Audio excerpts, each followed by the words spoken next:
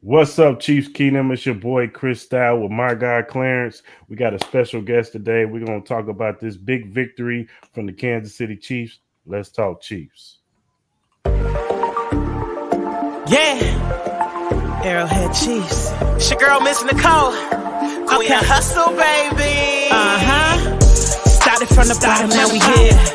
My homie at the start of his career. Let's go. Try to win him early, hear the truth.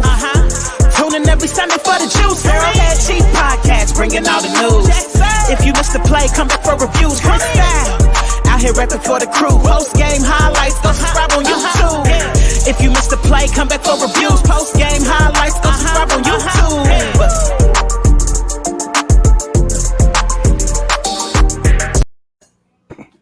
What's up, Chiefs Kingdom? It's your boy Cris with my guy Clarence, man. We got a great show today. Got a special guest today. But before we get into that, what's up, Clarence? Hey, man, it's Victory Monday. We got that dub. Yeah, I man. want to get that shout out down there.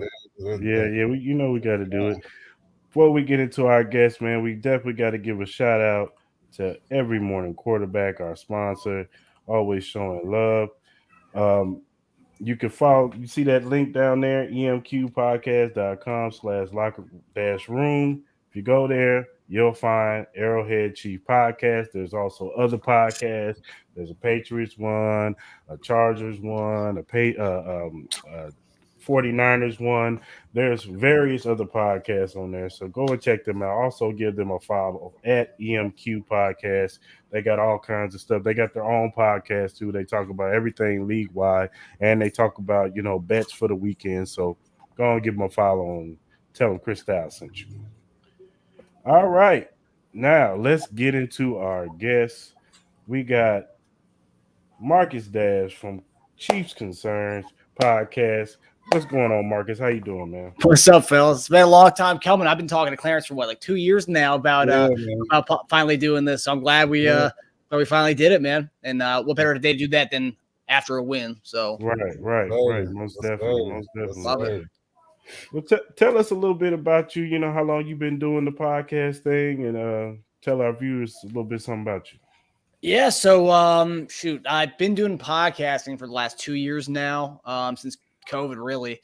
I was a broadcaster. I was a sports reporter in Lansing, Michigan, covered Michigan State football and basketball. Actually, before that, playing sports, I played football in college, Division II and Division III. I was a slot receiver. So that was kind of where I got my love for football. And then when I was done with it, I wanted to continue doing that. So that's why I still covered sports. Then from Michigan, I went back to my hometown in the DMV in the DC, Maryland, Virginia area. Still covered sports, high school sports. Did a little bit of the Washington football team and the Wizards a little bit. And then, I left journalism, went to the public relations space. I missed it, man. I missed covering sports. And so I was like, let me, when COVID happened, and I was like, let me try to see what I can do to cover the Chiefs or the Sixers. And then during COVID, I started hitting up old football players on LinkedIn, on Twitter. Say, hey, would you guys want to do one-off podcast with me? So I started with Warfield. Then I ended up doing with Tim Hightower, a bunch of other random players. Then after a while, I continued to get former Chiefs players. I did Tyler Palco. And I was like, what if I just did a Chiefs show? And then at that point, I just gotten done doing an interview with JD. So probably a week later, I asked JD and Eric if they want to do a first take type show, but just on Chiefs stuff. You get one offense, you get one defense, and then I'll just I'll moderate it, and I'll just throw in the fan takes and have you guys talk about that. And they were both in it, man. I think that was the week we signed Le'Veon Bell. When concerns began, and then it's been this is our second season doing it together. And then after a bit, I ended up contacting Eric Snow, former 76ers point guard, doing a 76ers show with my brother and Eric Snow. So I got both my teams covered, man. I'm happy. I got to talk about my teams every week, and I love it. And then I get and it also in that with doing the podcast, you meet people and online and stuff. That Clarence and I, we had that relationship ever since Chief Concern started, and we DMing each other. So you get to meet a lot of faces, and like this week, for example, I'm going to Jason Dunn's wedding, and that's a relationship that I got to meet during COVID, and this will be the first time I meet him in person. It's just like it's crazy how the world is. You grow up watching these players on TV, and then like now they're commenting on stuff. You're doing podcasts with them, and it's crazy, man. I honestly like. I'm gonna have my girlfriend pinch me during the wedding this week. I'm actually at Jason Dunn's wedding. Shout out JD too. Yeah, shout out Jason Dunn. We definitely gotta get him on the show. Too, shout out to him. Yes, sir. Yeah, most definitely. All right, fellas. Well, let's talk about it, man. Kansas City Chiefs win a blowout, 44-23 over the 49. I didn't see this coming. Like I of course picked the Chiefs to win a close, tight, contested game. But of course, in Chiefs fashion, they got to go down by 10 so they can wake up, and then it was just full steam ahead. And Patrick was just after the interception, he was just on point. And guys stepped up, Juju stepped up, MVS stepped up. Everybody was just getting touchdowns. The defense stepped up when they needed to step up. Joshua Williams got him a pick. Juan Thornhill got a pick too. Frank Clark got a sack and a safety. Like Chris Jones was Chris Jones. So it was just a great team effort yesterday. Everybody was involved in that win. And the offensive line, I got to give a shout out to the offensive line. The offensive line was great. The way they schemed that thing up, Andy and Eric Bieniemy, to give Patrick time, because he had a lot of time sitting in that pocket, and kudos to Patrick. He didn't leave the pocket early or nothing. He sat there, read his reads, and got the ball out to the players that were open. So I just felt like it was a great team win. Go ahead, Marcus. Yeah, I mean, I second that. Great team win. I will say, on our post-game podcast last night, I still want to talk about the run defense. And I know, like, we dominate San Francisco, and that's we should definitely celebrate that. But there are some weaknesses there, man. Like, I think looking at Raiders, Bills, and then Niners, I think we're averaging about running backs are averaging about 6.2 yards a carry. And I get against the Bills, we were playing the pass because we don't really respect Devin Singletary. The Raiders, I'm going to say we were respecting with Devontae Adams, and we did a good job against him. Outside those 2 touchdowns, he only had 3 catches for the game. But with the Niners, I thought our whole thing was going to be stacking the box and just letting Jimmy G try to beat us. We didn't do that. I mean, I don't know. I guess a lot of things to love about what happened, but like the running game, man, we need to find a defensive tackle. I know Sue's been something we've talked about before, but we have Danny Shelton in our practice squad, who's really a run stuffer. Let's bring him up. Let's see what he's got. Yeah, but I agree. Lots of love with the game. I think seeing our receivers come out and do that, first 2 receivers to get 100 yards in the same game since Derek Alexander and Sly Moe in 2000. So that was pretty cool. But I think Juju looks like a badass. He's been hinting at it for the last few weeks that it was only a matter of time before they finally get that together. And those back shoulder throws of Mahomes, I think we're seeing the chemistry that they have. So lots of love, but there's still some things we need to take care of. Yeah. Definitely.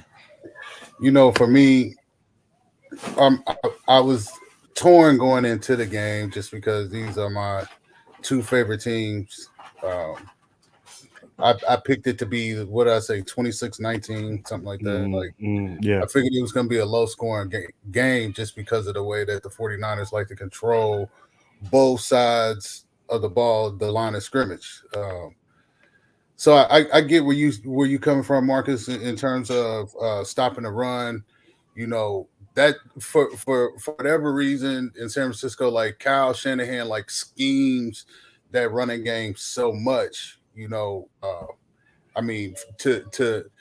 haven't seen a team be able to go in there and like dominate on defense along the line of scrimmage and completely stop their run. Like the Niners just do that really well for whatever reason. Like that's just their calling card. But I get where you're coming from in terms of the run defense overall. Like Josh Jacobs getting over 100 yards rushing. Like these are things that we can't have. But yesterday, my biggest takeaway was just the fact that they were able to dominate with the offensive line and give Pat enough time to find a Juju, find an MVS, and put points on the board at such a fast rate that the 49ers wasn't going to be able to keep up with them. There's no way. Be it Trey Lance or Jimmy, like neither one of those guys can throw them back into a football game. So, I mean, hats off to them for getting 116 yards rushing.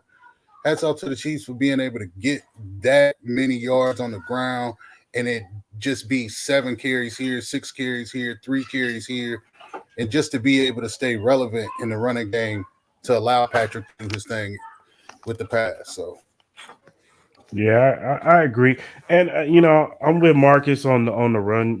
Because in the beginning of the season, the run defense was actually really good. And I don't know if it had a lot to do with, I think it had a little bit to do with Willie Gay not being in some of those games. And then they kind of played Willie Gay sparingly yesterday. They kind of was easing them in because there was a lot of times where it was Bolton, Darius Harris, and Leo Chenal rather than Willie Gay being out there. So hopefully with Willie Gay getting back into the flow of things, when you've been at, haven't been in playing football for a while, you miss that rhythm, that time, and that, what I'm saying? And Willie, he probably still got to get his stuff back. So hopefully when we play Tennessee, because we're definitely going to need it against Tennessee, we know what Tennessee's game plan is. Yeah. Derrick Henry. And run downhill with Derrick Henry and get some play action pass with Tannehill. So we're definitely going to need to improve that. And maybe we do, need to call up Danny Shelton for run plays, exclusively, against the Titans, because they'll run Derrick 30 plus times like they did yesterday. They don't care. They stubborn with it. I mean, with Tannehill, wouldn't you? Yeah, absolutely. Yeah, no guys outside on the outside of the perimeter to really make you worry about that in the passing game. Robert Woods is there, but it's Derrick or bust. Well, they did the last time we played them. Well, Warden's a big part of that. But I mean, was Warden was he that good that Josh Jacobs would have had 140 yards against us? I mean, true. No, but Tannehill, last time we played him, I know the teams are very different than one of the last times we played Tennessee. Not last year, but the Super Bowl year. The Super Bowl year, yeah. It didn't have like 400 yards against us that game. Yeah. And they had Adam Humphries as their number one guy. Yeah. And then even last year when we got blown out, like they forgot about Tannehill, but they always do good against Derrick Henry. They just forget about Tannehill. Hold on, but they had AJ Brown on that squad. Yeah, they did. They had the Super Bowl year. They had AJ, Corey Davis, and Adam Humphries and Jonnu Smith. Last year it was AJ, sometime Julio, and 15. I can't remember his name. It was like Akina or something like that. Westbrook Akina. Yeah. And now it's Westbrook Akina, Robert Woods, Treylon Burks, and Austin Hooper. Like it's not great. And Todd Downing is calling their plays. Huh? Are they down Treylon Burks? Isn't he out? Yeah, Treylon's out. Yeah, he is out. Get Todd Downing's calling their plays. You feel me? So one thing when it comes to Tennessee, the one thing the Chiefs can't do is do what they did against the Colts. Just think they could show up and just win. Especially because it's a night game. We're going to be at home. Arrowhead's going to be rocking. They can't just show up like they did against the Colts and be like, we can give them our C game and we'll be all right. Right. Like, no, you got to be on point because the Colts game showed you can't do that. Like, it used to be like that when you had Tyreek Hill and all them. You can throw up one to Tyreek and he'll take one to the house and, hey, we won the game, but we still got some things to work on. So they got to take this momentum and take it for the second half of the season, definitely. Absolutely. So let's talk about my guy Miko Hardman, man. Miko, he didn't have great yardage yesterday, but my man had 3 touchdowns yesterday. We gotta show love to Miko, man, because Chiefs Kingdom they be hard on my brother, man. And some of it's deservedly so. Sometimes Miko could do some things. You be like, man, you could have caught that ball, man. What are you doing? But we're not gonna do that to Miko. We're gonna give Miko his flowers. My man had one, the little pass thing. They call it a pass, but it's a run. But he had 3 running touchdowns. My man showed up yesterday. So I just want to give flowers to Miko. Absolutely. I dropped a tweet yesterday before the game. I said, one thing y'all can't say about Cole is he dropped passes because he may run the wrong route or may be out of sync with Pat, but if a ball comes to him, he's catching that ball. Like he hasn't had many drops, if any, so far this year. I haven't seen him drop a ball yet. I've seen him run the wrong route a time or two, but I haven't seen him drop the ball yet. You know what I mean? Like everybody got to ease up on him. Like he's not 10 that we had last year, but no, he is a DB transitioning to wide receiver at the highest level. Like that's, you know what I'm saying? Like give him his due. You know what I'm saying? That's some hard shit to do. Yeah. I will say the way he catches the ball, he looks like a DB trying to catch a ball, though. He may not drop a lot, but like the way, like JD and I talked about it, like this for the ball. Yeah. Absolutely. Yeah, he definitely doesn't catch it like a traditional wide receiver. He fight the ball. He fight it. Do sometimes some of them balls that he throw, it's like seems like he just kind of like gives up on the ball. Like he's like, I don't want to catch that. And it's like, come on, man, you could have caught that. I will say the way they used him yesterday, it was like it was good. I mean, that's the way he should be used. And I know I've been saying this for a while. I know second round risk guy, he shouldn't be a gadget guy, but he is a gadget guy. And I think that is the way we need to use him. We hadn't seen that flip that jet sweep flip pass at all this season.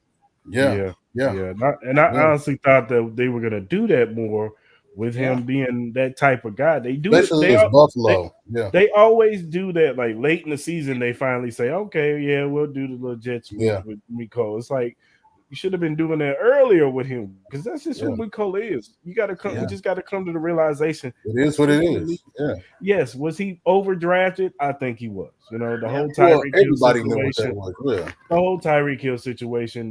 I think could find a guy who was just as fast. He's not faster, but he's just as fast than Tyreek Hill, and so he could do some of the similar stuff that Tyreek Hill. And we come to find out he's just not Tyreek. He's not the receiver that Tyreek has made himself to be. So So let's go ahead and show love to Patrick Mahomes too. 25 of 34, 423 yards, 3 touchdowns, the 1 interception in the beginning, 132.4 passer rating. Like I said in the beginning, Patrick was on point after the INT. It just seemed like he locked in and it was lights out from there. It was just, we knew that Jimmy G couldn't go score for score with Patrick Mahomes. And like this offense was just clicking. Juju, he's starting to emerge. Every game he gets better. He's starting to emerge to be the number 1 guy that I kept telling people that just let Juju get through this. He learn the offense, and Juju's gonna be okay. Like I think he can be a number 1 wide receiver. Is he Tyreek Hill? No, nobody's Tyreek Hill. But can he do it in his way? Yes. And he's showing that game. He's back-to-back 100-yard games. And if he can continue to just give us something like this with Travis Kelce, being Travis Kelce, and MVS providing, if he can give us 70 to 80 a game, our offense will be fine. Like, I'm not worried about the offense. I don't think we need another wide receiver. I don't think we need to go out there and go get Odell or go trade for this guy. Now, if they add him, no, I'm not going to be mad at it, but I don't think we need it. I think it's going to be more of a luxury than it is a need. So, yeah. So, and with that being said, the trade deadline is coming up next Tuesday, November 1st. So let's talk about some trade scenarios, man. Who are some guys that you guys would love for the Chiefs to go trade for? You can start with you, Marcus. I mean, as far as trading goes, I mean, I think the only real need is D line help. So D tackle and D end, I would say, are the two things. Obviously, D end would be top. And I know we had 5 sacks yesterday, but not every quarterback we're going to play is going to be statue Jimmy. I mean, that's just that's not going to be a normal thing. We're not going to see Frank Clark. That might be Frank Clark's like best game for the rest of his career, to be quite honest. I can't see him doing that again. I hope he does. For real. That might be the best we see, Frank. I know. It's sad to say that, too. It is, bro.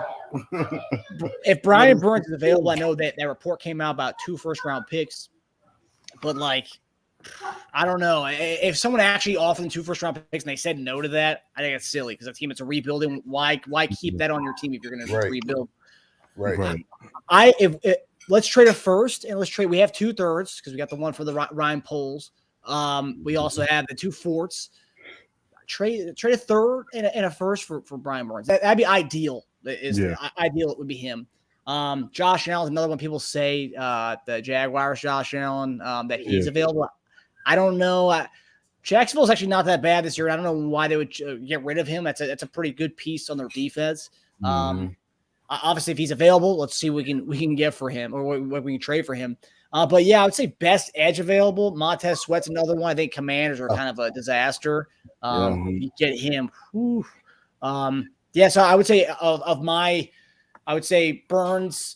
I would say Allen, Montez Sweat, top 3. Bradley Chubb, they say might be. People are calling about him. But I don't think Denver's going to trade Chubb to us, so we can forget about that. And then it's just, if we are going to make a move, it has to be this week. Because why not use the bye week to help these guys come in and learn the system before the game? So I hope it happens in the next few days. We are going to make a move. And then as far as offensively, I don't think we need to trade for a receiver. I mean, I think we are going to get something. This might be a take that a lot of people in Chiefs Kingdom won't like, but I'd rather trade for a running back than trade for a receiver. I know the running game looked good yesterday as far as everyone doing their job and 6 carries here, 6 carries here. I'm still not that crazy about Pacheco. I think he's a good short yardage back. I just don't see him being our guy. And I know a lot of Chiefs fans are all about Pacheco, and he's good. We haven't had a short yardage guy since Spencer Ware's first few years, when we had him, he always fell forward for a couple of yards. But I don't know. I think either we trade for one or we go into the postseason with the guys we have, which is fine. But I think this class coming up next year, I think we are going to sign one of the top free agent running back guys because there's so many good ones going to be free agents this year. Madison, Pollard, Kareem Hunt. I'm missing a few other guys. David Montgomery's another one. Iowa State guy back to the Midwest. Being closer to home. But yeah, I think we are going to trade for an offensive weapon. Let it be a running back, but I don't think we're going to do that. So I think it'll be a signing or trading for an edge guy. OBJ free agent receiver. That's a good one. But top need, I would say D end, edge, and then D tackle before on offense. I agree. I totally agree. I think I agree with you, Marcus. What they need long term, if we're talking this team making a deep playoff push, it has to be something along that defensive line. You have to. I mean, you gave up 24 points to Josh in Arrowhead. Now let's say things don't change and the course stays the way that it's supposed to go. If that's the case, then this team will be headed to Buffalo to see Josh Allen the next time. And 2 things always travels well, and that's a running game and a defense. So you got to be able to go to Buffalo and play good defense. And on top of dealing with the cold, the fans, the refs, you know what I'm saying? So you need to be able to play some good defense and not get those ticky-tack flags. So what better way than to keep this rotation like Spags like to do, keep it going, then go get you a Burns or somebody like that can rotate in there, and then we get closer to seeing that NASCAR package that Spags likes to do with all that speed along the front, and just let them go and get the quarterback. Like, it has to be something along that defensive line. It has to be. Yeah, I agree. Um, would I love to get Brian Burns? Of course, I would love to get Brian Burns, but I just know Veach and the Chiefs. They've never just in midseason. In the offseason, they splash, but in midseason, they've never splashed on a guy like a Brian Burns. Like, I would be surprised if they threw it, especially with the draft coming out here.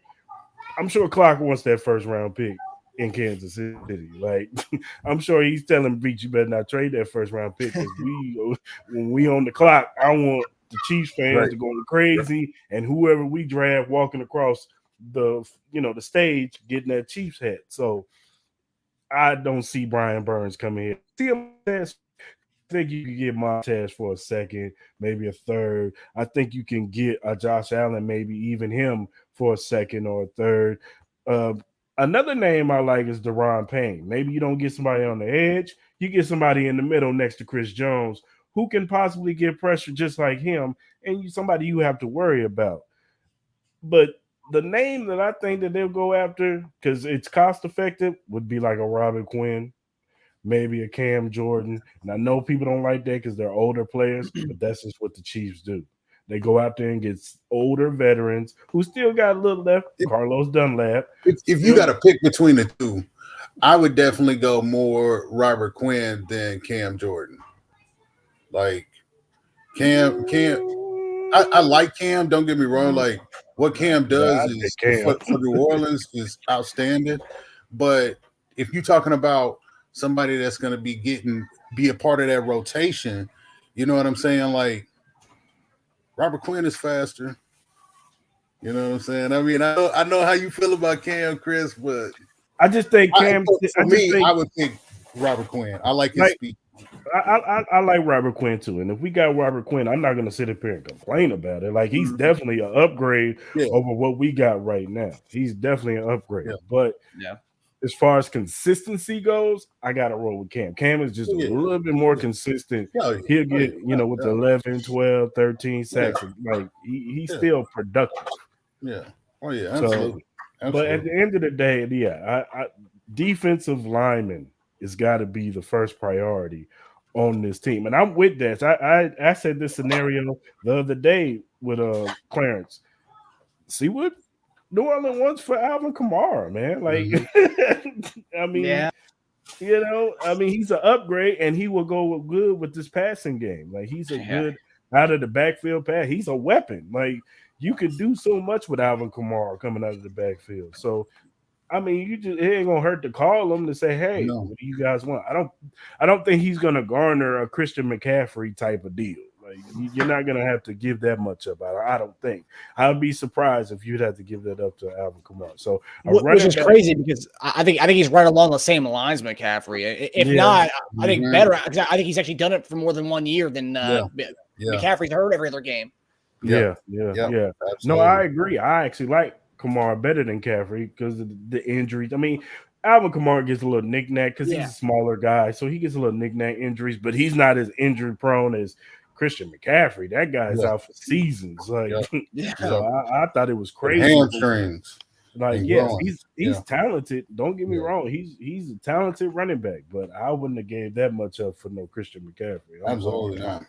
They'd have got this third round pick and call it a day. Like, I didn't realize Robert Quinn's only 32. I mean, I know it's older, but like I thought he was older. I thought he was older than that.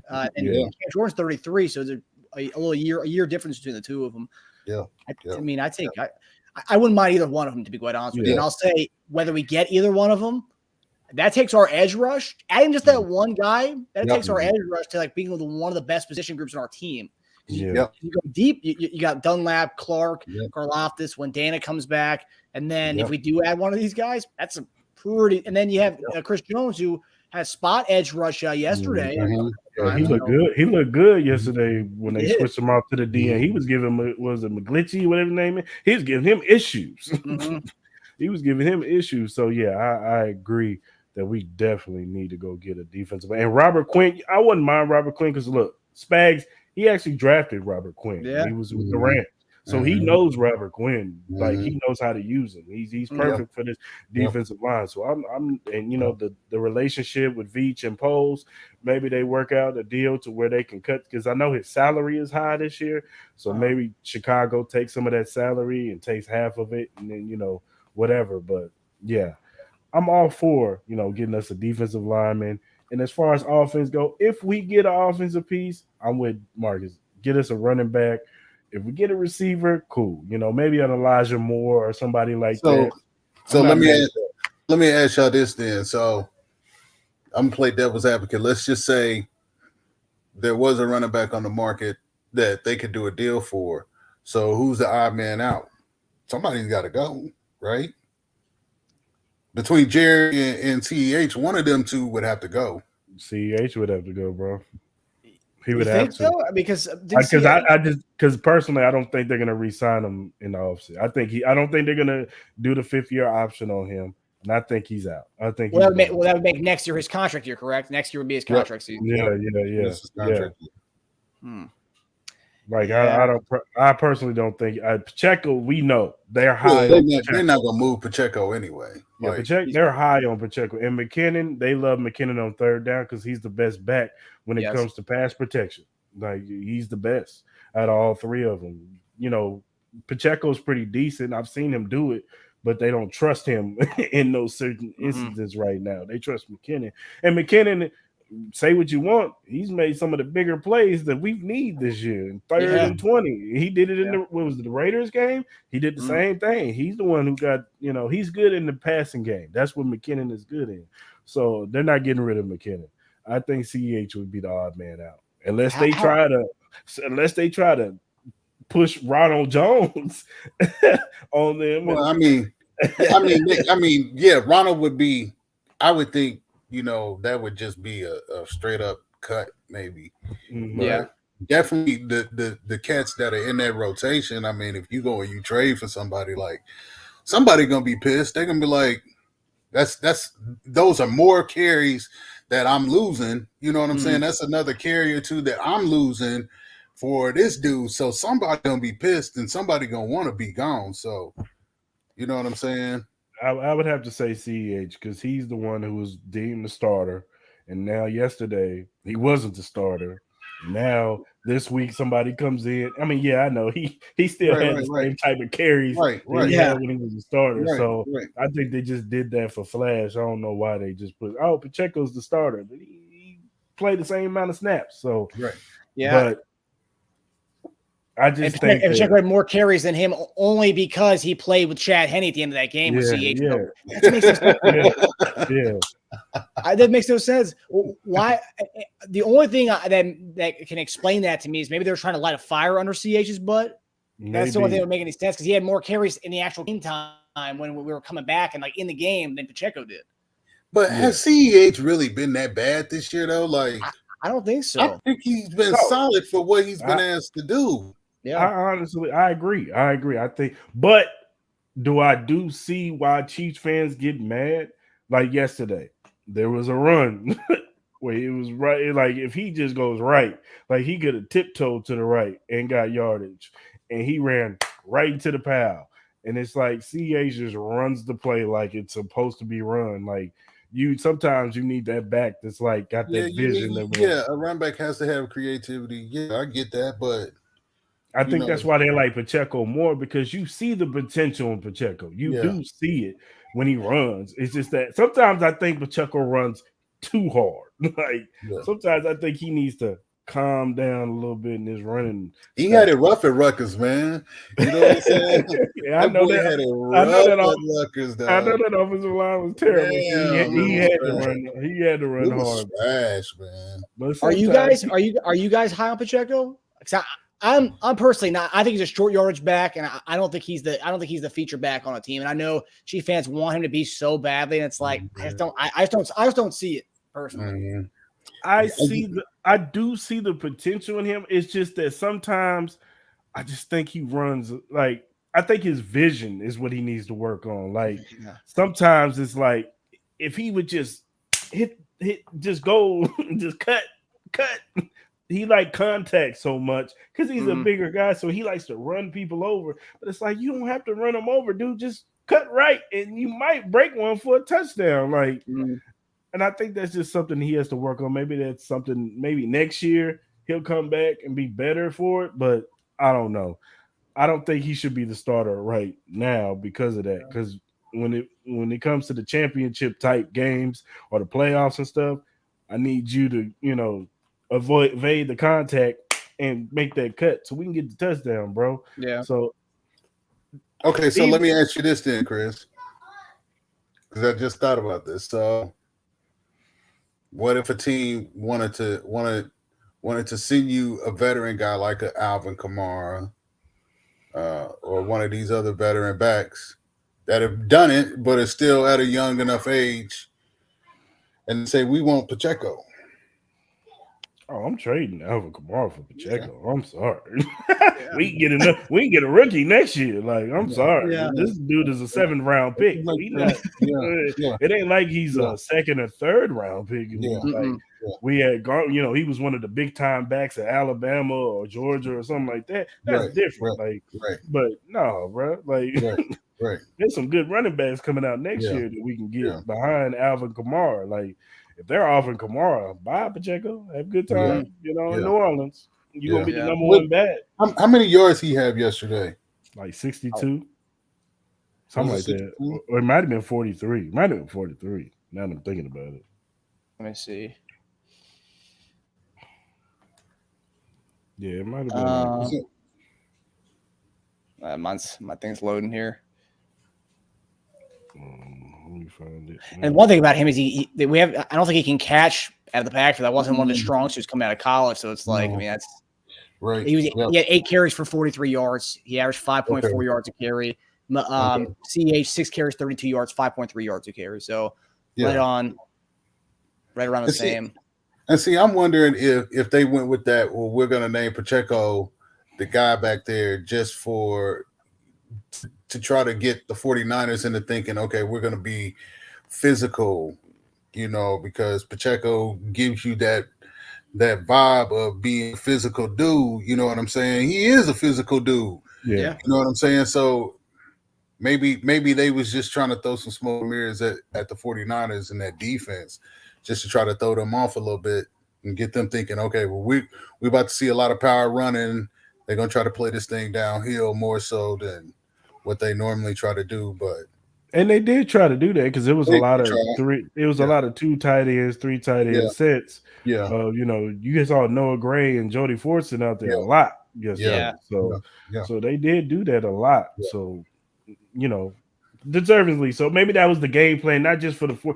Maybe that was just like, we're going to run a lot of 2 tight end sets. So we're going to need Pacheco more than we need Clyde because Pacheco is better at that than Clyde. Clyde is a better receiving back. That's what he is. They should be owning the football. So after the break, who's your RB1 then? It's still a committee, but I would say CEH. Yeah, kind of like how we saw it yesterday. The only thing was Pacheco was named the starter, but it really wasn't any different than what we've seen so far this year. So what happened to that team that went to Tampa and was able to run the damn football against the Bucks? I mean, I know it was the Bucks and they didn't have Sue. They don't have Sue and JPP no more, so they different. But what happened to that running game?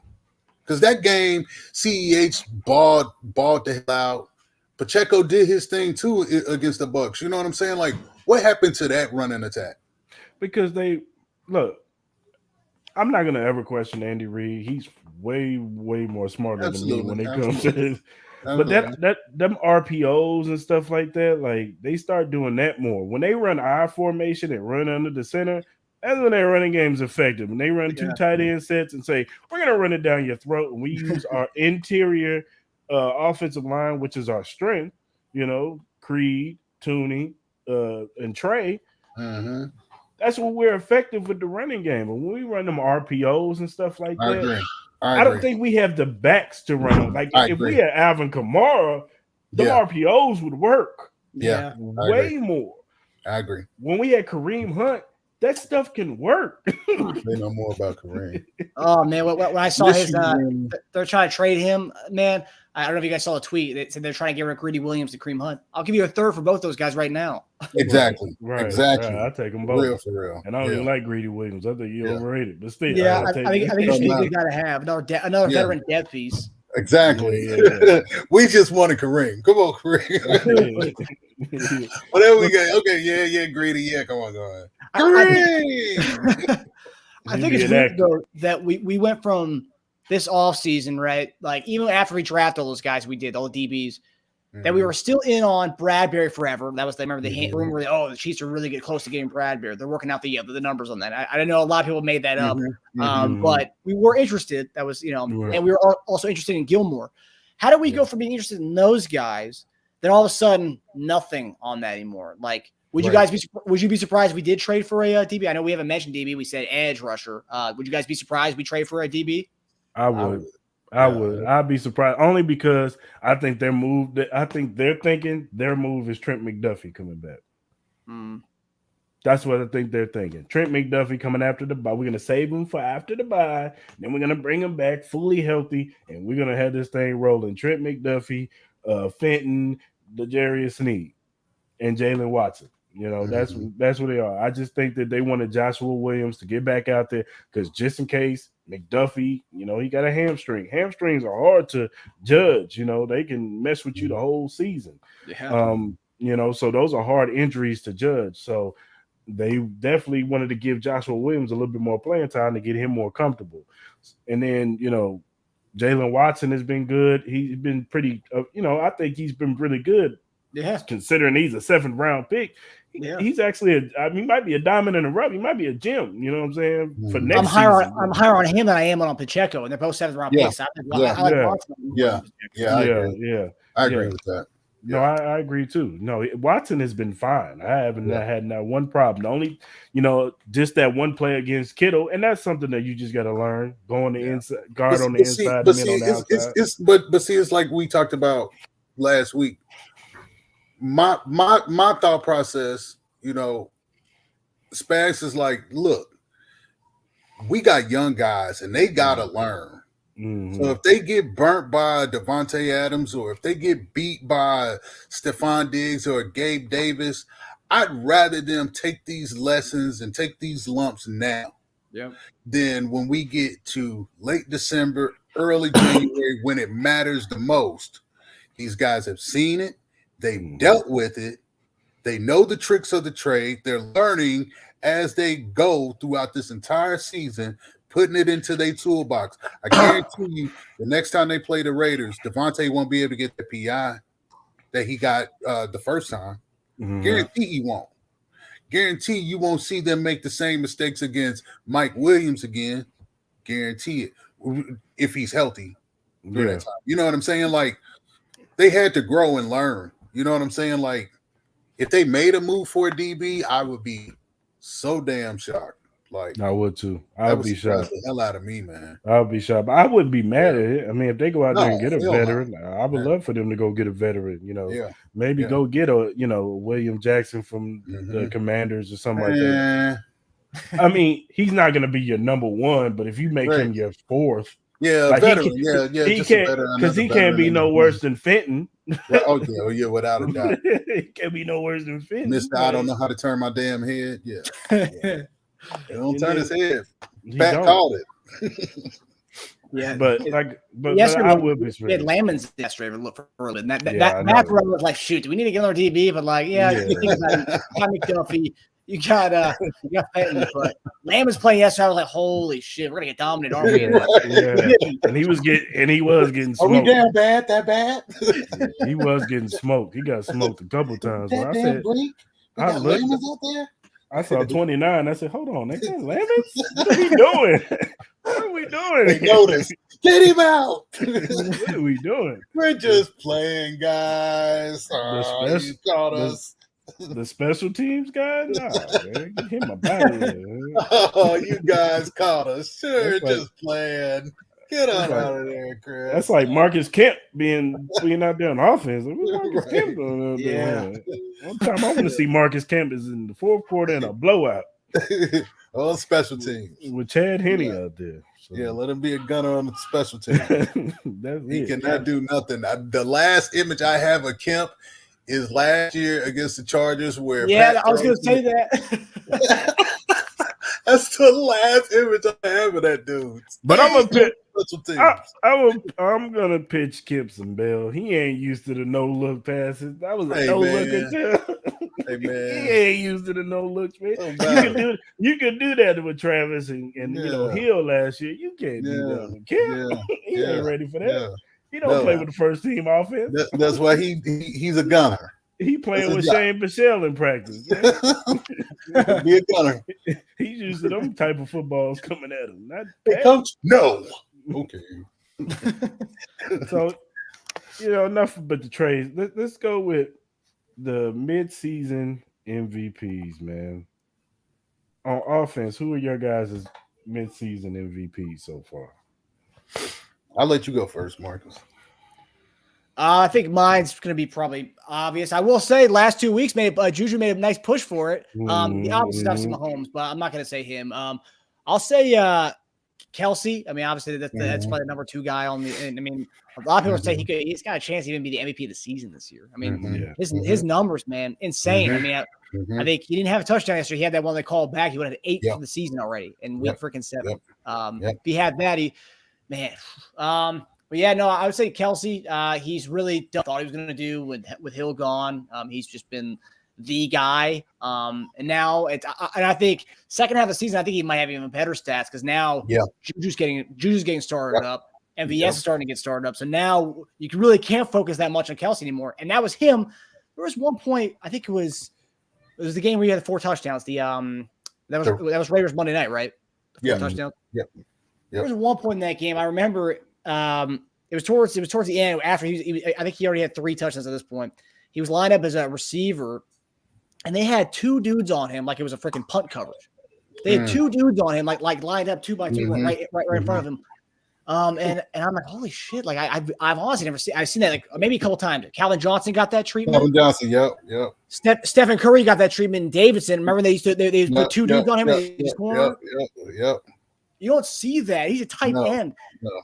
And that's right now. And then and that's not having our receivers kind of do anything at that point. And then next week Buffalo Juju dominates. This week Juju dominates again. So it's like what kind of numbers can we see from him in the second half of the season? He has 7 touchdowns right now. I don't even know what I don't have his numbers pulled up here, but it's nuts, man. I think we're gonna see him have his best year this year, and I think the second half of the season he's really gonna put it on. Absolutely. Yep. So go ahead, Clarence. No, I agree with Marcus. It's got to be Travis, man. Yeah. Nothing else on it. It's got to be Travis. Yeah, I gotta go with low hanging fruit. I gotta go with Patrick Mahomes. I mean, Pat. Only reason I'm going with Pat is because of the doubt that was coming in this season. You know what I'm saying? Everybody was looking at, he's gonna get exposed. No more Tyreek Hill. Not knowing that last year that they were taking away the deep pass anyway last year. So he had to learn how to play the short game anyway. So he already had it firsthand. And then going into the season, he gets with these receivers in the offseason so he can learn what he can do with these guys. He built a camaraderie with these guys. So, and it's showing in the season. He's out there balling, showing everybody he's still the best quarterback in the league, man. And right now, I got to he's number 1 in passing yards right now. He's number 1, in touchdowns. I got to give it to Patrick Mahomes, man. Like, he's the MVP right now. So, Now let's go on the defensive side. This will be interesting. Who's your defensive MVP? Do you want to take it? Yeah, go ahead. I'll go. This is something I made fun of yesterday, and we made fun of on our show last week. It's a guy who a lot of people or some chief content creator experts think has regressed this season, taking a step back this year. But I'm gonna have to go Nick Bolton. I think Nick Bolton has really just stepped up and just dominated this year. Yeah, he had some bad plays, as every player has bad plays during the Buffalo game. But all in all, he's been phenomenal. I agree. I know people say that not to look at you can't look at tackles as a measurement, but like he's in on it's not only the tackle aspects, right? I think he's number 2 in the league right now in solo tackles. Something like that. I believe he is. But like every play, man, he's in on. It's like it seems like every play you see 32 in there. Every play 32 is in there, and I'll say it about Willie. Willie Gay's out there. He's on every play as well, and that's awesome to have 2 backers like that. Yeah, does he have some weaknesses? Yeah, he's probably not the best coverage linebacker. Yesterday he had a pass. He had a pass deflection yesterday though, so he had a couple of them. Yeah, he did. I think Bolton probably my top guy. And also that's the thing too. I'm not from the Missouri and Kansas area, so I'm not. I don't buy into the hype. That guys like Byron Pringle had. I never bought that hype. There was a lot of people in that area who just wanted him to succeed so badly. He never did. Bolton's been a guy that since day one, everyone's loved him. So like when I heard the whole he regressed last week, I'm like, what? I was like, what has this guy done for him to get some kind of hate from like the Missouri and Kansas area? That doesn't make any sense. Because usually, like in that area, there's everyone that always backs their guys where they go to Kansas, Kansas State, Missouri. They usually get backed like Pringle did. And I think Pringle was that good, but yet everyone was like, dude, he's the number 1, he's the number 2 receiver. He's the best. And it's like, okay, I didn't think so, but I would say Bolton for me. I think he's been a badass this year, and he doesn't get enough credit. I agree. Yeah. Go ahead, Clarence. I got to give it to 2 guys. Honestly, it's got to be Chris Jones and LJ Sneed for me, man. Like they both been rock solid. Like Chris is playing like he's a damn rookie now. You know what I'm saying? Like he been balling. He's been on fire, dog. And Sneed has just been so solid at that nickelback. Whether it's blitzing or stopping the run or you know what I'm saying, being able to set that edge so somebody else can come up and fill that tackle coverage. Like he's just been complete. So I got to give him 1A and 1B, but those are my 2. Yeah, I'm gonna go with L'Jarius Sneed only because he makes plays everywhere he goes. If it's in coverage, he's making a play. They send him on a blitz, he's making a play. Like right now, he's the best corner on this team, and he shows it. And the Chiefs, they better be ready to pay him, like in all season. Don't let that guy walk. I was cool with you letting Charvarius Ward walk. As you can see, yesterday he got burnt. But he's one of the top corners in this league, and he can play in the slot. He can play on the outside. He can play anywhere on the field. And when we get Trent McDuffie back, I think that's going to be special. I think it's going to be real special with those 2 on the field.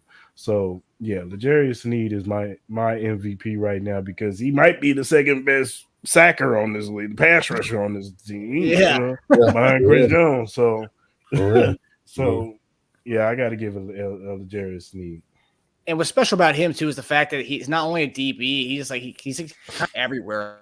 Whenever when we lost Matthew, it was like, oh, is Justin Reed going to be the replacement of Matthew? It was like, we have a guy who can play Matthew's position and cornerback position, and he can play all over the field. And that's so amazing about Sneed. Yeah, that would be my second. I know Chris Jones is up there too, but we're lucky to have at least 3 guys that on this defense that we're set with for a good while with those 3. All 3 phases. Yeah. And also Chris Jones, they need to go ahead and extend Chris Jones. I'm tired of hearing this talk. Yes, he doesn't have a sack in the postseason. Okay, whatever. Bro, it could be a lot worse. If we didn't have Chris Jones, we would be giving up worse. He'd be giving up 40 burgers it'd be 2018 season back. Yeah. Like if we wouldn't give him pass rush. I feel like Chris Jones gets held on every play. On every play, every time I see him coming in, there's an offensive line and grabbing his jersey like that. Like every time, he don't get the calls. So they need to go ahead and stop playing. Go ahead, extend Chris Jones, make him a Chiefs cornerstone for another 3-4 years, so he can retire a Chief, and go ahead and extend that man. So Chris Jones definitely he should. His name should be. He's probably the perennial MVP if we was really thinking about it. But I got to give it to LJ because LJ just the way he plays over the field, and we're just fortunate to have that guy. So definitely. Yeah, I feel like he'll be like our Fletcher Cox. I think like when it's all said and done, I think he'll be like our Fletcher Cox. Yeah, for real. Absolutely. No, I agree. All right, Marcus, man. Like I said, man, I appreciate you coming on the show, man. We got to do this again. Maybe at the when the season's a little over, going into the playoffs. Hopefully, it's a bye week. Going into the playoffs. Come on the show again. Get Jason up here too, man, so we can talk to him too. So, but I just want to appreciate you coming on the show, man. Definitely appreciate it. Definitely, dog. It's great. It's always good being able to talk to you guys. I know we always talk online and stuff, so it's good to meet in person, kind of over this. But thanks for having me, guys. It was awesome talking to you guys. Also, Nick Bolton tied for league lead in tackles, 48. Okay, that's what's up. Yeah. He's been balling, man. Everybody needs to get off of him. I didn't get that hate. It really rubbed me off. To see the person who said it to him, I'm like, who is this person? Like, okay, all right. Let's get real. Come on. Right. Just nitpicking, man. You know what I'm saying? They just got to find something. Like we lost. They wanted to find something else to get complained about. They wanted to complain about Mahomes' pick. It's like, let's find something else that no one else is talking about. Nick Bolton, he regressed this year. He sucks. It's like, okay, right. Well, I think Nick Bolton also gets the hate too because when we drafted him, a lot of like chief content creators was like, "I don't know about this pick. He can't cover. He can't do this. He's too slow. He's that." But then he comes out and he shows that he can. He's great at diagnosing plays. As soon as he touched the field, it was like, "Why is Anthony Hitchens on the field?" Yeah, exactly. Like it was like instant. Like, okay, so what purpose does Anthony Hitchens serve? And then Anthony Hitchens gets hurt, and then it's like he's not getting that job back. There should be no reason he gets that job back. Yeah. Like it was just leaps and bounds. He was leaps and bounds ahead of everybody else. You saw him against Cleveland. He was balling. He balled out against Cleveland. And that Tennessee game, was Tennessee the game where he got his first start? Mm-hmm. Yep. He was killing Derrick Henry. He was killing Derrick Henry. Thumping him. Every time he come up the hole, wow, he was hitting. Yes. It's just they just forgot about Tannehill. I don't know what happened.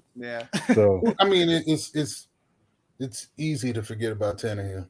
You saw that in the playoffs last year. Yeah, it's Tannehill. But all right, Marcus, you want to plug, the podcast and where people can follow you at? Yeah, no, for all the Chief fans out there, if you guys like this show, you'll definitely like our show. We just keep it real, talk football with former Chiefs players, myself, former tight end Jason Dunn on Chief Concerns. You can find us on anywhere you get your podcast, chief-concerns.com, and of course on YouTube is Chief Concerns. We have Chief players. We try to get as many guests as possible with former Chief players. We got giveaways going, and we're going to be releasing when we come off the bye week. We'll have our first giveaway. We're going to name our first person who gets a Chiefs necklace from the GLD shop.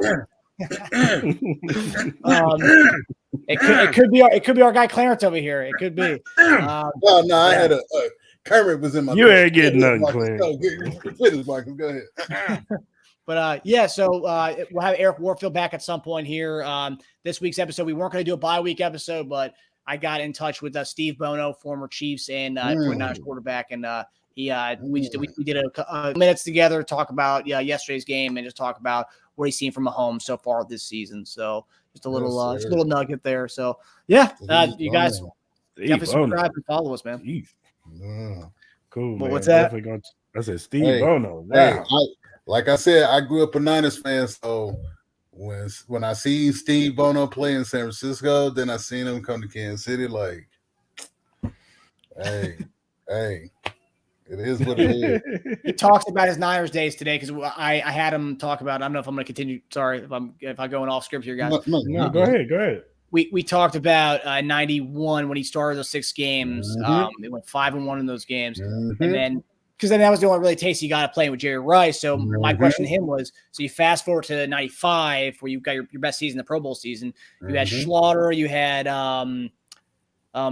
Lake Dawson and Willie Davis as your main receivers. And all those guys got 75 targets, 76 targets, 75 targets. And I was like, you were able to spread the ball around with guys. And then but can you compare that to when you played 91 when you had Jerry Rice? I mean, like, that was the guy you had up there. That was the target hog. But then you go over here and you have a bunch of different guys. I was like, what was easier as a quarterback? And he surprisingly said having multiple guys you can throw the ball to is easier than having Jerry Rice, which It's kind of what the Mahomes predicament, with the getting rid of Tyreek Hill and having just a bunch of guys. And so it was cool to have a guy who played with Jerry Rice say that, Yeah. I can see that because, with Mahomes, you got 10 out there, you call a play and you see 10 on one-on-one coverage. Just like, no, we're not doing that one. Let me throw it down here. So I can see that. Yeah. Well, all right, Marcus, man, like I said, man, thanks for coming on, man. You got to do this again. Sir, I appreciate you, dog. Appreciate you guys. Have a good one, fellas. Yep. All right, be easy, bro. Clarence. Yes, sir. Right on, brother. That was a good episode. Another great episode, brother. Absolutely, bro. Another great episode, man. And it's gonna be interesting to see what the Chiefs do. Man, I'd be shocked if they go and get somebody for real. But like Travis said, his agent called him and said Chiefs want to restructure, so they move money around for some reason. There's a not sure what it is yet, but was it free up like 3.4? Something like that. Yeah, something like that. Like, look, like I said before, man, defensive linemen should be the main focus. Especially when you're in the second half when we play, the Matthew Staffords. You got to play Herbert again. You got to play Burrows this year, and then in the playoffs, I'm definitely gonna have to play, those type of quarterbacks again, and possibly play a Josh Allen, whether it be in Arrowhead or whether it be in Archer Park. We're gonna have somebody. We gotta have somebody to sack the quarterback and get him down, man, and give him pressure. The one thing that I learned from that Buffalo Bills game is that you can affect him when you bring the house on him. Yeah. When you can get some guys to come and rush him, he doesn't play too. He could be rattled. You can rattle him. But if you leave him out there and allow him to dissect the play, if we can get another edge rusher, and then we got Willie Gay, granted he stays healthy for the rest of the season, we got Willie Gay, because I believe that game would have went a little bit differently with Willie Gay Jr. in the game, because Willie would have been a perfect spy for Josh Allen. Like that run that he did on that game-winning drive, I don't think that happens with Willie Gay. Willie too fast for that. Yeah, I don't think that happens with Willie Gay. I don't. And I think that game, if we had Willie in a healthy Trent, I definitely don't think the game would have went the way it went. Like, I think people, and I get Trent is a rookie. He only proven himself one game, but I just believe Trent McDuffie. From what I've heard and things in the highlights and some of the footage I've seen of Trent McDuffie, I just think that dude's gonna be a baller in this league, man. Yeah. I mean, he played solid against Arizona in week 1. Yeah, they didn't throw his way. They didn't throw at him at all. So I'm just saying, I just think our defense is going to be, and like you said, these corners are going to be better proven. Yes, I don't think we go out there and get it. I think that they're going to run. I think they went into this season, did they want to go get a veteran guy? And if we got those guys, cool. But I think they threw numbers. They just threw numbers at the cornerback room and said, a couple of these guys are going to stick. Somebody's got to stick. We're going to get Trent McDuffie. He's going to be our number one guy. That's a given. He's a first-round pick. We're going to give him every opportunity to stick. One of these 7th round and Joshua Williams was a 4th rounder, and then we got Jalen Watson in the 7th round. One of these two guys is going to stick. And we found out that Jalen Watson was probably a little bit better than Joshua Williams because, what's his name, played at a Division I college. You know what I'm saying? He's used to playing against, top-tier offensive players. Yeah. So, whereas in Joshua Williams, he's making that transition from playing at a HBCU to now he's playing in the league. Right. You know what I'm saying? Right.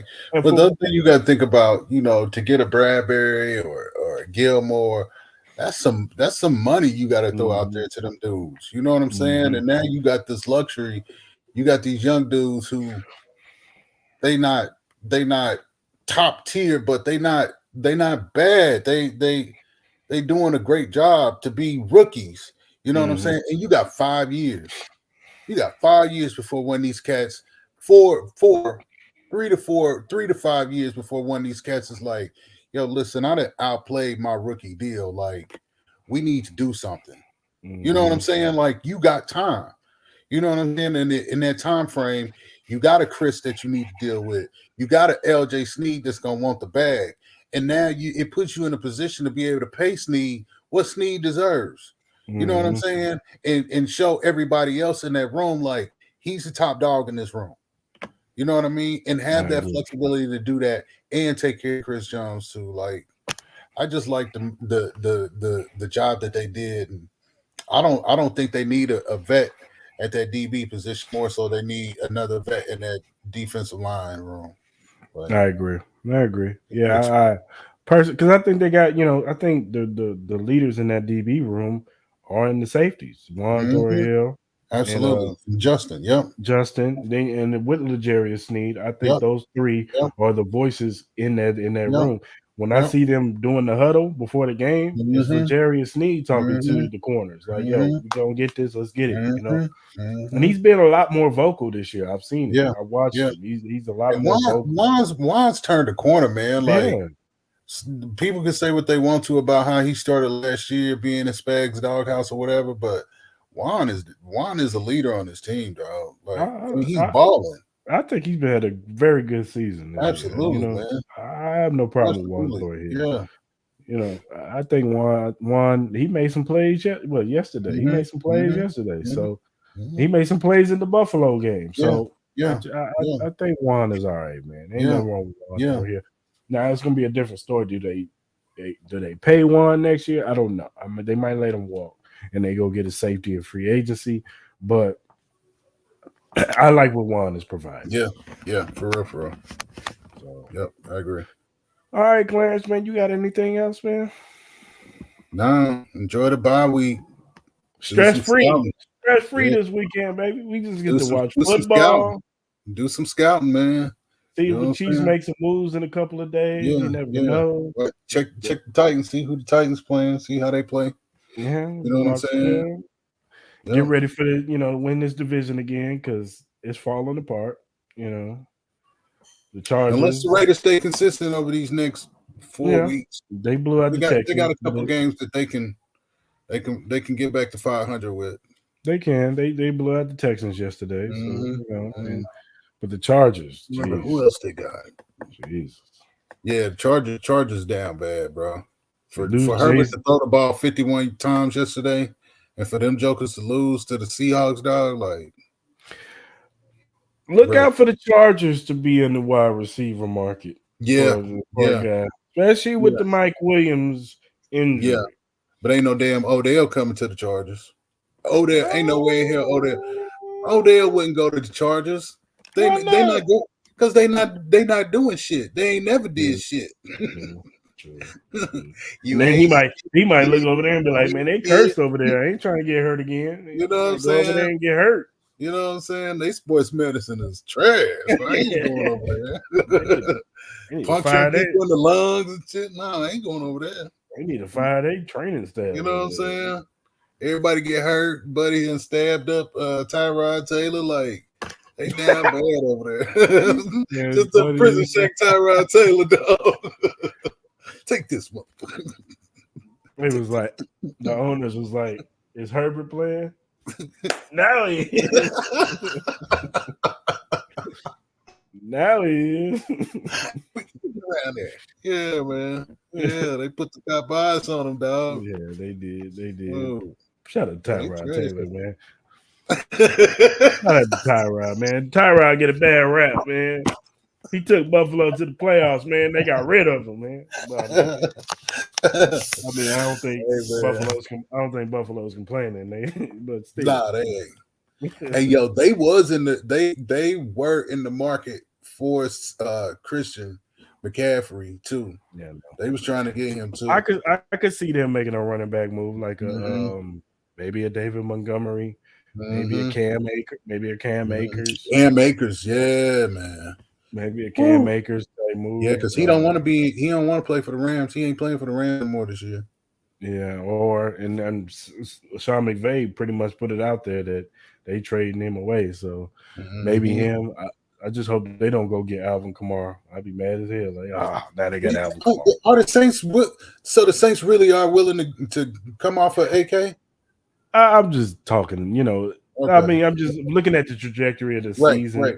You know what I'm saying? Like they ain't going nowhere. You know, they got quarterback. No, yeah. They ain't. If they had a quarterback, then I would say no. Like you put right. a decent quarterback over there, then the Saints are right there in the thick of things, especially in the NFC. And the way the Buccaneers are looking, like watch the Saints go and get Cooper Rush next year. I wouldn't be surprised. Yeah, they go get Cooper Rush, dad. Watch him do it. I wouldn't be surprised. Watch him do it, and then he'll come in there and throw 8 picks in 3 games. Then they looking around like, James, we gave him a first for this guy. Is anybody there? Nope. They better draft somebody. They better draft somebody. They better draft them a QB this year, man. It's bad. Better go get that kid from Tennessee. Yeah. Oh, yes. Hooker. They better go get him. Man, that boy can slang it, dog. He might be the Heisman winner. He might be the first overall pick. Carolina might be getting him. I feel sorry for that kid. So. Like, I feel sorry for him. That boy can ball. Yeah, dog. Yeah, most definitely. Yeah, buddy. It's bad in Carolina. Yeah. I wouldn't go.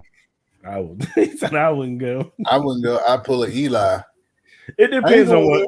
I think it depends on what coach they get next year. This is true. If they get like an Eric Bieniemy next year, which we'll see.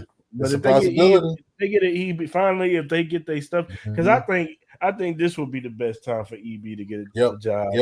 Yep. Because now they can't place for him. Because now they can't make the excuse of the whole Tyreek Hill thing. I think it was more so. Yeah, Andy Reid calling the plays. I don't want to hear that. I think it was more so. Well, how hard is it to call plays when you got 10 and 87 out there? Right. Yep.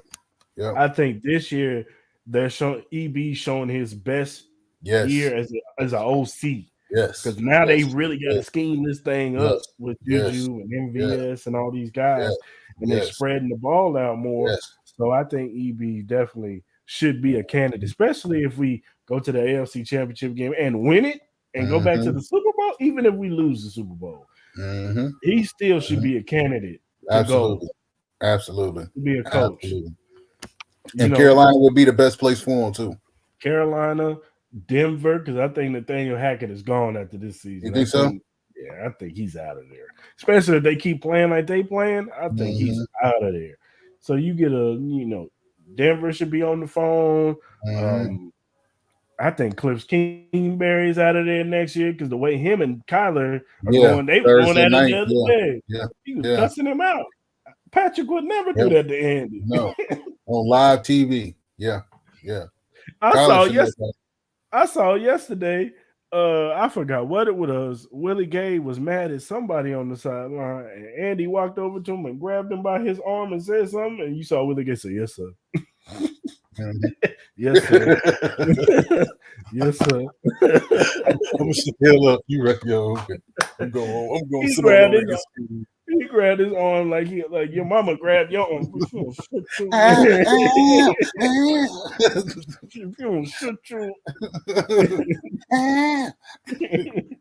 Well, the game was like, yes, sir. He straightened up real quick. Hell yeah. Patrick would never. Patrick would rather cuss out Eric Bieniemy than to go at Andy.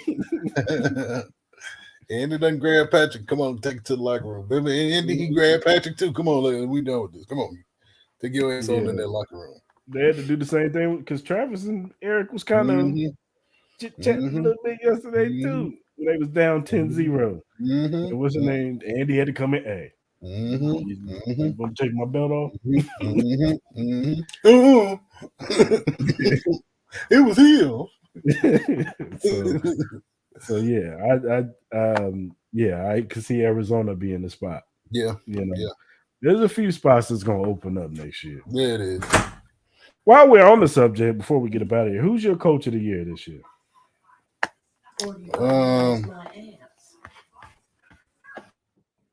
I would say. Oh, give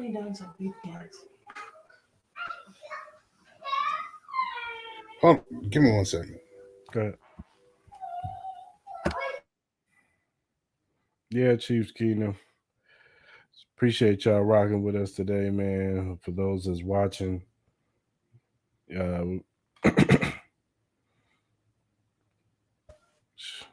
should be my coach of the year right now.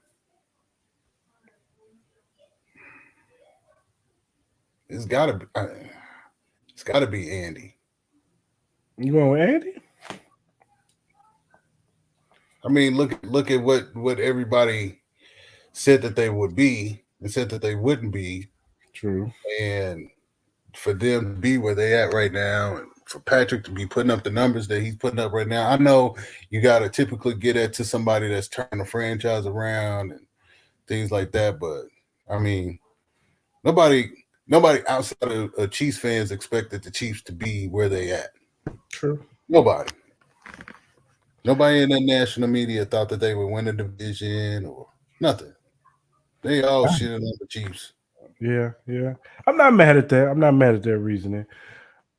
Now, there's a couple candidates. You know, you got the Robert Salas over at and Jets. The Jets. You got Brian Daboll, who I personally think he was going to win it. Yeah, Brian Daboll. Yeah. But I'm gonna go with Pete Carroll, man. Yeah. Everybody thought, including myself, I thought the Seahawks was going to be the worst team in the league. I thought they were going to go downhill. Brother, I was wrong. Shout out to what he's doing with Geno Smith. Absolutely. Geno Smith is out there balling. He's having the Pro Bowl. If he continues to do what he do, don't be surprised if Seattle wins that division. I don't think they're going to win it. I wouldn't be surprised. No, it wouldn't surprise me. No, it wouldn't surprise me. I don't think they will, but it wouldn't surprise me. You still they got playing some good football, dog. Still got DK. I don't know how.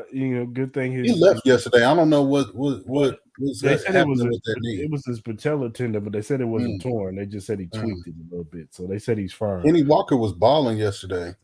That dude is a beast. He was a beast in college. That's what I wanted the Chiefs to draft. Yeah. He was all at Michigan State. He was a monster at Michigan State. Imagine if we had that in the backfield. We wouldn't even be talking about this right now. No. It'd be the second coming of Kareem Hunt. Yeah. Production-wise, anyway. Yeah. You know what I'm saying? Like, so, yeah. I had to go with Pete. I gotta go with Pete because I thought this was gonna be the swan song for Pete Carroll. Like it was gonna be over for him, man. Like looking at it that way, like if the Giants if they stay winning, like it'll be Daboll. Yeah, it's gonna be Daboll because it's more so a reflection of Daniel Jones than it is, the actual job. I think, and then what Saquon is doing right now, like. Everybody thought, he's a running back. He's got hurt too many years. He's never going to be the same unless he leaves. But Saquon has been balling. He's my comeback player of the year. Most definitely. Yeah, absolutely. He is my comeback player of the year. Like he's definitely got to be the comeback because that dude has been ball. He's probably the best running back right now. Right. Absolutely. Right now, he's the best running back. No disrespect to Derrick Henry. No disrespect to any other running back, but it was between him and unfortunately the kid from the Jets, Breece Hall, but he's out for the season. He tore his ACL. Yeah, but that sucks. That kid was balling. He was balling for the Jets. The Jets got a bright future, man. I know we everybody makes the Jets the butt end of the jokes, but they got some pieces over there. On both sides of the football. Quentin Williams, he reminds me a lot of Chris Jones. His game is similar to a Chris Jones. Just a beast up the middle, rushing the passer. They got Sauce Gardner, I was just going to say Sauce Gardner has been balling. Man, and the kid from Ohio State, Wilson. Isn't that Wilson? Garrett Wilson, yeah, killing it. Corey Davis, they got some pieces over there. Zach Wilson, he's looking better and better. Yeah. CJ Mosley, a linebacker, they got some pieces over there. I'm excited to watch a Jets Bills game now. You know what I'm saying? I want to see how that look. Of course, I'm gonna pick the Bills to win but I don't know. Sauce Gardner. Never say never. Sauce and Diggs chirping. Never say never. You never know. Lock them down. Back in the day when the NFC East was competitive, like you'd be damned if you made it out that division. Like until the Patriots came along and just established that dominance. Like 1 year it'd be the Jets, 1 year it'd be the Dolphins with Dan Marino and them. Like Jim Kelly and them in Buffalo. Like you just that's what used to happen. And for all sakes purposes, man, let's not discount Bill Belichick, man. He out there creating miracles with his Patriots team, man. This Bailey, I don't know. This Bailey Zappi kid might be better than that. No, he might be. We're gonna find out. I ain't watching that shit tonight, though. I'm not. I'm not subjecting myself. I'm not subjecting myself to the Bears football. Bears and the Patriots. I'm not doing that to my time tonight. Yeah, I'm sorry. With the Bears, the product that they're putting on the field is just criminal. It's criminal. I'm not doing that. I'm not doing that with my time. Why do the Bears keep getting primetime games? Like I don't get it. Like one reason why the Broncos do. Because they thought Russell Wilson was going to be something. Like, oh god, just stop. No, I ain't wasting my time on that shit. I'm so sick of it. I ain't waste my time on that. Ain't no way. Right on, Shane. I agree. Yep. Yeah. Most definitely. All right, Clarence, man. It's been fun. It's been real, brother. Yes, sir. You got it. I'm working on getting Kingdom Cast on this week sometime. I'll let you know when. All right, bet. I'm just waiting for Chuck to let me know when they can all come on, but I'm gonna get Kingdom Cast on this week. So we can talk a little Chiefs. Yeah. That's what's up. You country on there. Yeah, most definitely. So, all right, Chiefs Kingdom. If this is your first time watching Arrowhead Chief Podcast, and you want to listen to the audio instead of listening to YouTube, you're not much of a YouTube person. You want to listen to the audio, you can go to any streaming platform that is available to you, whether it be Apple, Google, Stitcher, Breaker, Anchor. Arrowhead Chief Podcast is on there. And to watch, subscribe to the YouTube channel, man. Subscribe, hit the notification button, and hit our likes, man, so we can get these likes up, get that algorithm up. You know what I'm saying? We want to be one of the top Chief podcast creators out here. You know what I'm saying? And the only way we can do that is if you guys like our stuff, subscribe, share our stuff, and get it to the masses. So, and if you want to follow us on social media, Clarence is pointing at it, but you see that at AH Chief Podcast. Use my fat ass finger, but y'all see it. You can follow us on any streaming platform, on any social media platform, whether it be Instagram, Twitter, Facebook, and TikTok. Follow us on any four of those platforms, and guess what? We'll follow you back. Because why, Clarence? Because we ain't Hollywood. We just some regular dudes. That's right. Just regular Chiefs fans who love the Chiefs just like you fans do. So go ahead, hit us up, follow us. Hit us up in our DMs.